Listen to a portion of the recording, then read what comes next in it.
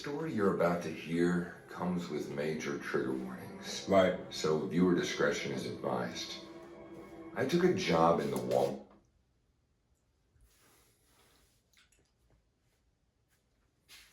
outlet located near the highway.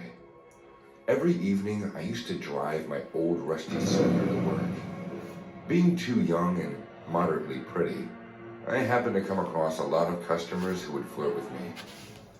I would dodge them cunningly, but some people just can't handle rejection well.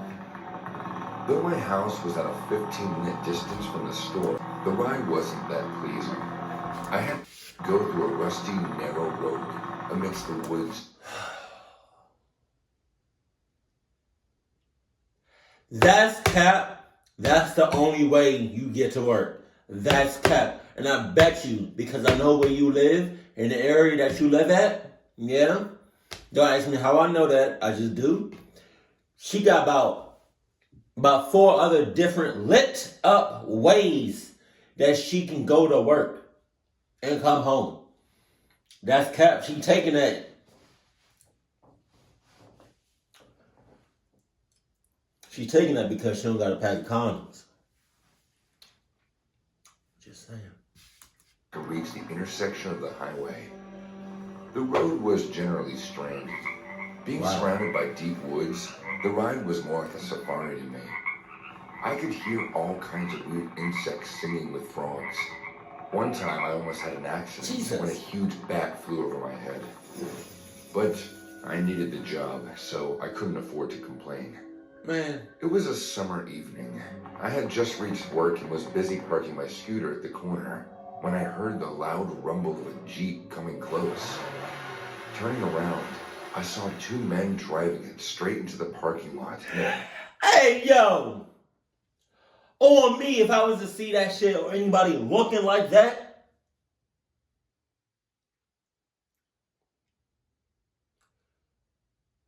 Clock it 2 weeks.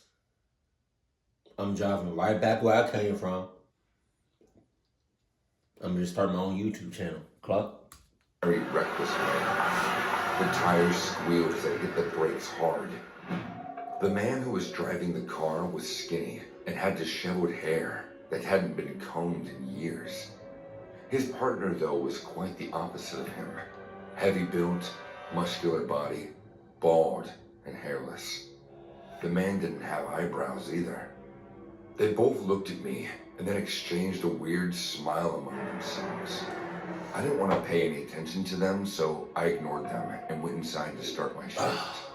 I was stacking one of the aisles when I noticed the 2 men enter the Walmart. Their eyes scanned the store like a hawk, and when the skinny dude saw me, he gestured to his partner, which made him look at me too. They both talked among themselves in a very hush-hush tone, and then started to walk in my direction. Now, no matter how much I was creeped out, they hadn't done anything yet for me to throw my ass! If I feel suchness, if I feel any sort of like cluck vibes or sus vibes or the vibes are just off, in this situation, I lie to you not. Because I heard them whispering, but I didn't know what they said. I was like, hey, what you saying? I spit, I'm sorry. What you saying? What was that? You gonna cluck me up? All right, bet. You got condoms? No condoms? All right, shit. Oh, shit, that hurt.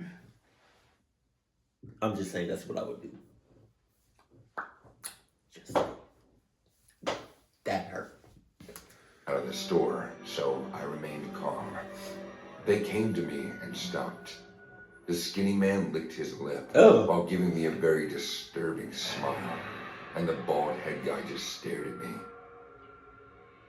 May I help you? No. I asked. They both again exchanged sinister eye contact, like I had said something funny, and then the skinny dude spoke.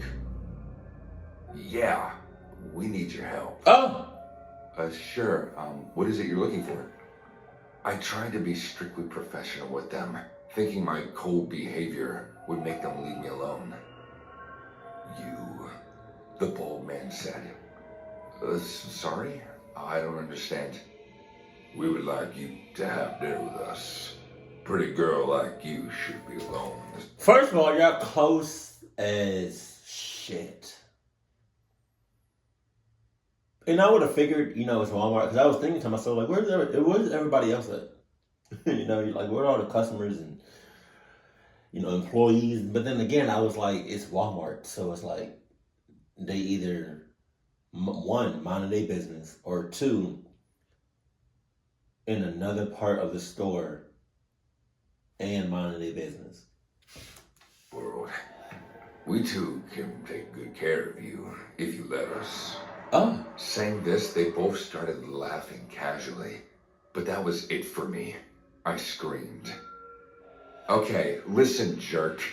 I know what vermin like you enjoy making girls uncomfortable, but I'm not an easy scare. So you can leave, or I can call the cops to drive you guys home. What will it be? Hearing me mention the cops, their faces changed drastically. Their sinister smiles and casual body language transformed into a serious frown. The skinny dude looked scared, but the bald guy made a poker face and walked away. Once they left the store, I watched them vanish into darkness of the highway, driving their Jeep. I heaved a sigh of relief, and for the next hours, I worked without any worries. I didn't. Now y'all want to show up? Cluck all you motherfuckers. I only want to work about this creepy encounter with the two men because I thought the matter had ended there. I left work around 10 p.m.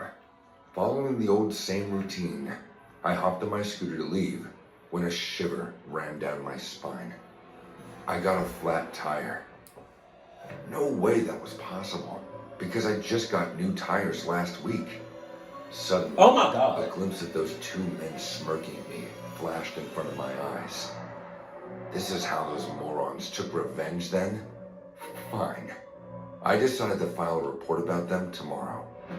I was pretty sure the street security camera had managed to capture their number plate. By the time I figured out walking home was my only option left, it was too late. All the other employees were gone, and I was standing under the closed Walmart outlet, staring at the narrow road into the woods on the other side of the highway. Dark as shit! I grabbed my bag close to my chest and started the most courageous walk of my life. The road was completely dark. She walking slow as hell!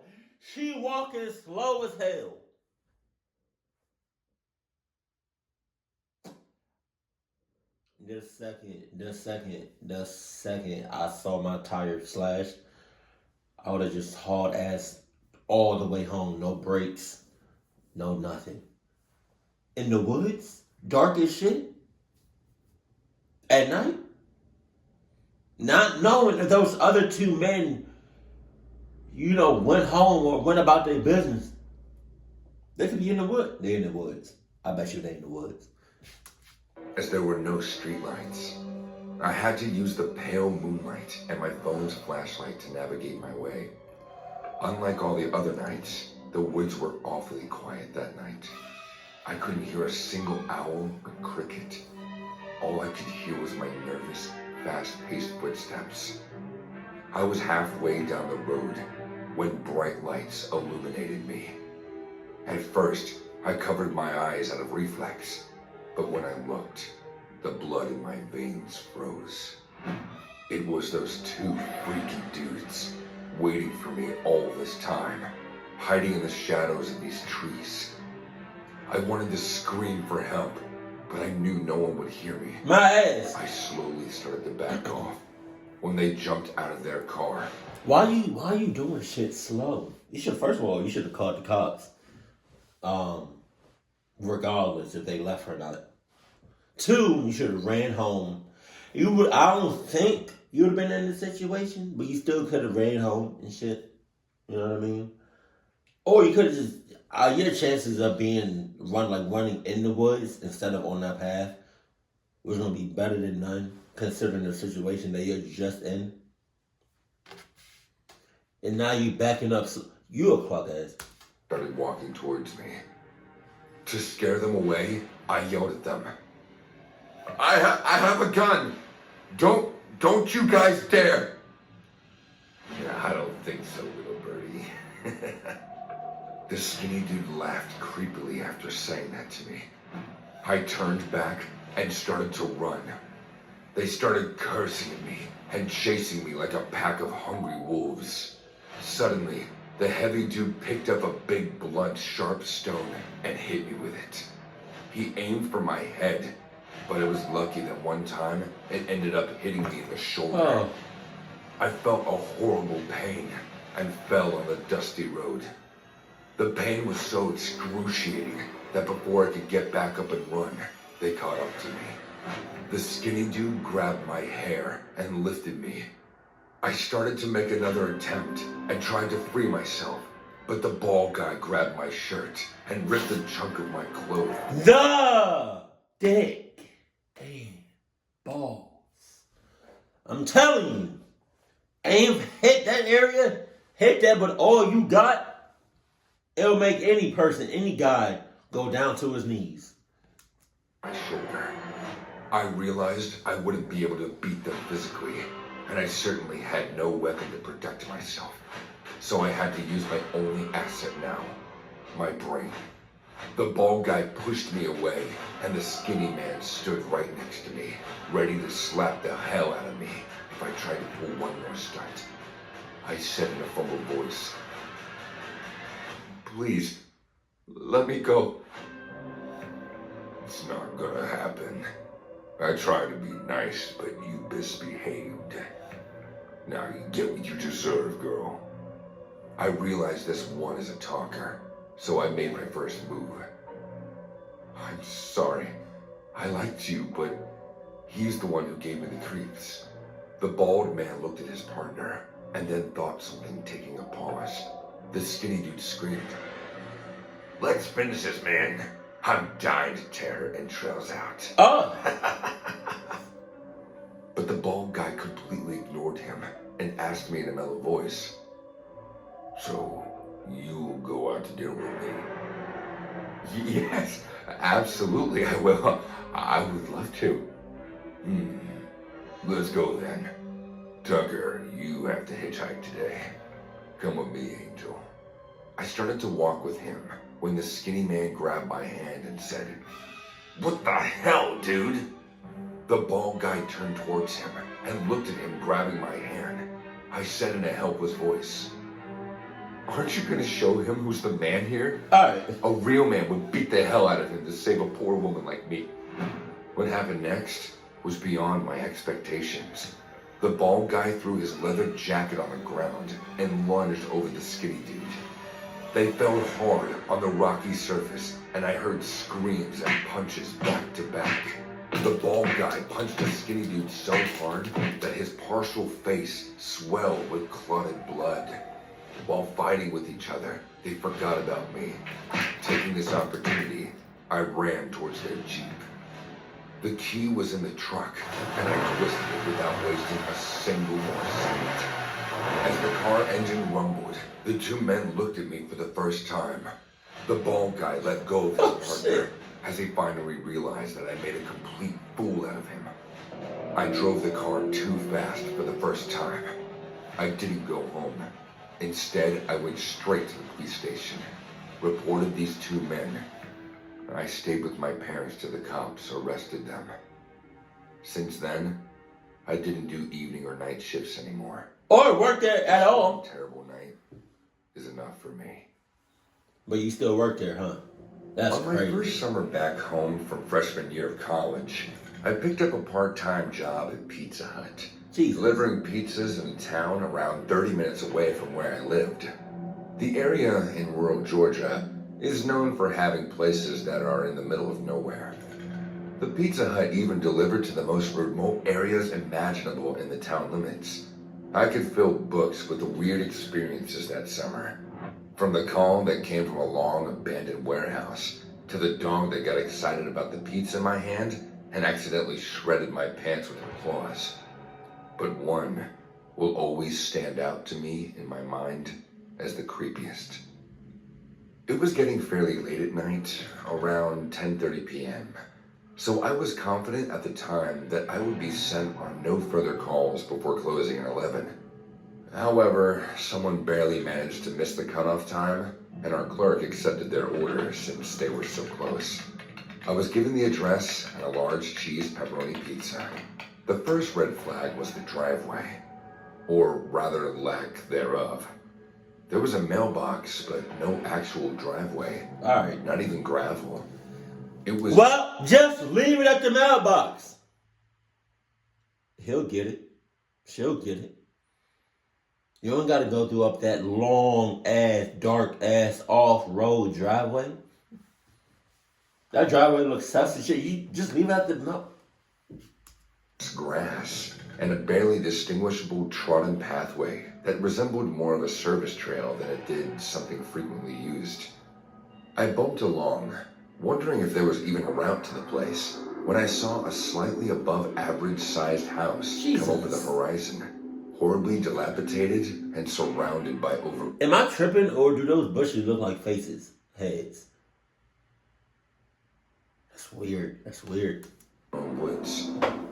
I guesstimated where the rest of the driveway led, and ended up parking in a grassy patch. It could have been a walkway just as easily as it could have been the front yard. Headlights aimed towards the porch, as per company policy. I walked up to the door, but I believe that calling it a door is generous.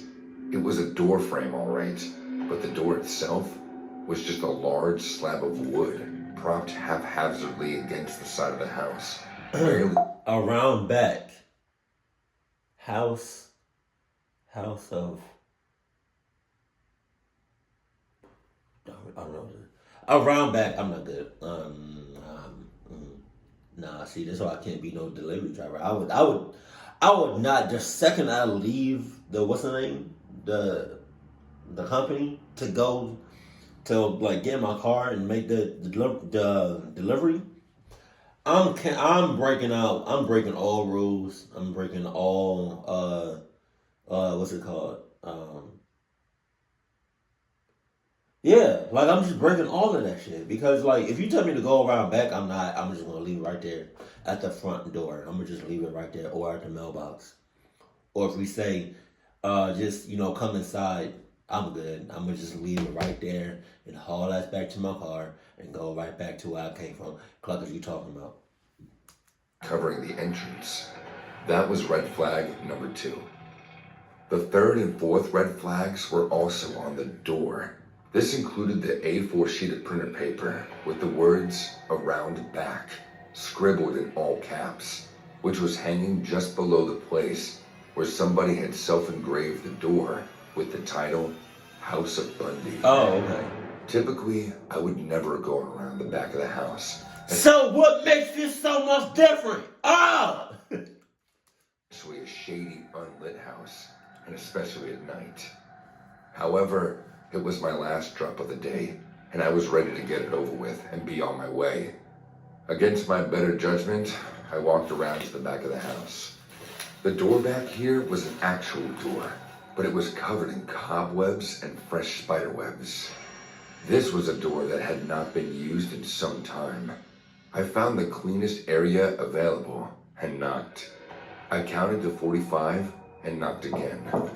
There were no lights on in the house, and I could hear no movement from inside. Leave it! But I knocked and counted. But damn the pizza! Leave it on the ground!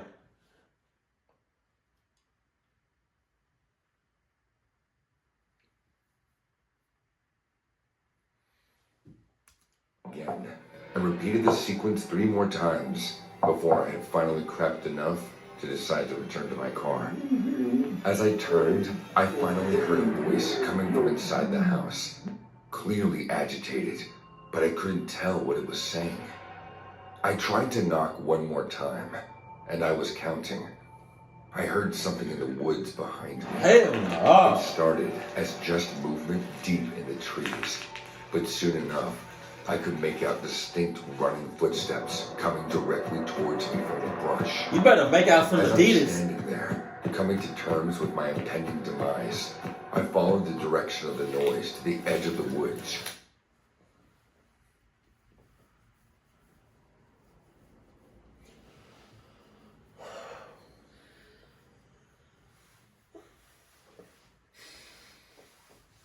I'm about to, I'm about to, I'm about to lose my shit. which is around 15 feet away from me. In the Oh my God! I could see a woman who stepped out.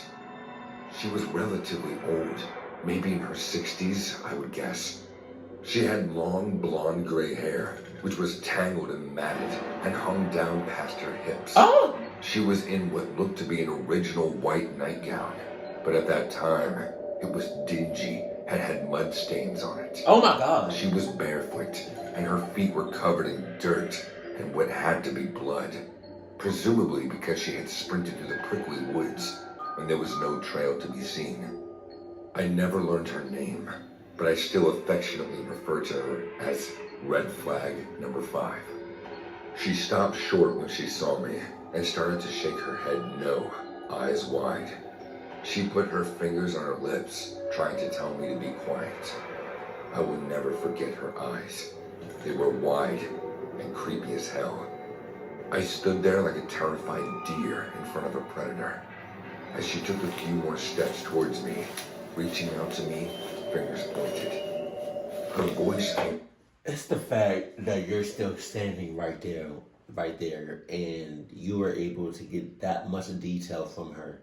That's crazy. And the fact that she's walking towards you, and you still standing there. Just throw the pizza at her face, at her head. Just throw the pizza at her head, and run.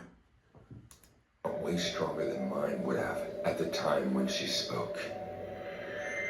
Oh, no, honey. No, you need to get on. You get on out of here. I wish I could have said I listened. I ran. I left. But I was so in shock at how the events were playing out that my self-preservation was put on the back burner while I tried to figure out what was happening. She seemed to realize that I wasn't moving. Even if I didn't, I couldn't figure out what to do, what was happening, or what to do with this stupid pizza in my hands. She looked at me as if she could have smacked the hell out of me right then and there, and proceeded to deliver red flags 6 through 12. Oh! Did you hear me? Or are you deaf and dumb? Young girls like you come here, and they don't get to leave. So I finally quit being the dumb person in a horror movie when I realized that this was not a funny little ghost story. This was 5'3", 116-pound me, potentially being targeted to be robbed, kidnapped, or worse. So I dropped the dumb little pizza and started running back to my car, which I had stupidly left on and unlocked, as was usual for most deliveries. As I neared the car... Wait a minute! You just said you stupidly, like a dumbass, left the car on and unlocked. So you're not going to check behind you in those back seats? Talking about...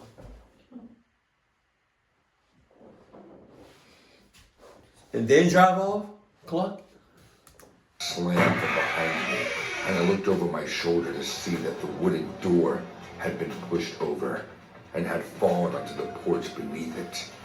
As I was closing the car door, an older man was limping down the front. Go! His arms like an airplane runway attendant at me. Go! Screaming, "You come back here right now. Oh. Come back, I said." At a loss for what to do, I fumbled while trying to start my car. "Pizza's out back." I probably broke all the traffic rules and sped my car like a storm. The man watched me leave with a blood-curdling gaze. Once I came home, I reported it to my manager, and he contacted the cops. The next day, I went to the same house with the cops and Why? the manager. Oh, What no. we discovered made our skin crawl. The woman who I saw last night was lying dead in the basement of the house. Her throat was slit, and she had bruises and burn wounds all over her face. The entire basement was decorated with pictures of the famous serial killer Ted Bundy. Looks like the man who ordered the pizza and tried to stop me was pursuing the same path as Ted Bundy. So far, so much that he put Ted Bundy's name on the door. The woman's mouth was sewn shut with a needle and thread. Her face looked horrible. The cops are trying to identify her. They suspect that she was probably a sex worker whom this man picked up from a bar or someplace shady. Last night, she maybe got loose and came out of the house while the man was busy fishing for a new victim. Even though I was saved by the woman, she couldn't escape this monster. I hope this man gets caught, because what kind of sicko idolizes Ted Bundy? Him. Jesus.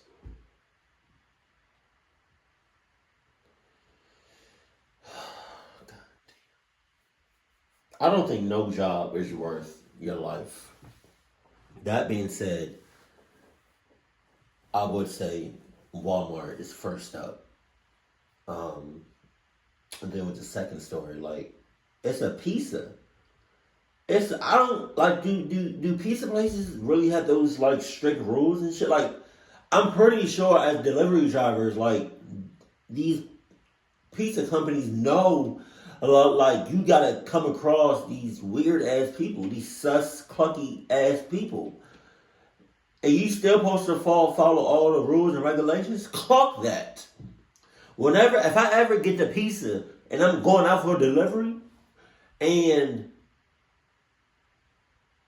I leave, the second I leave and go in my car to make that delivery, I'm breaking out. I'm all that shit, like following the rules and regulations, that goes out the window. Like, you working on my terms. You working on my shits now. Follow my rules. What are you talking about? Hell no. I'm throwing that pizza. I'm setting the pizza on the. I'm not going to the back. I'm not going to the side. You know, I'm not waiting on your terms. Even if it looks sus, I'm not even coming out the window. I mean, I'm not even going out to the car. I'm just gonna throw the pizza, and they got it. They'll be all right. Keep it cool, keep it classy, and I love you. Stay happy, my family.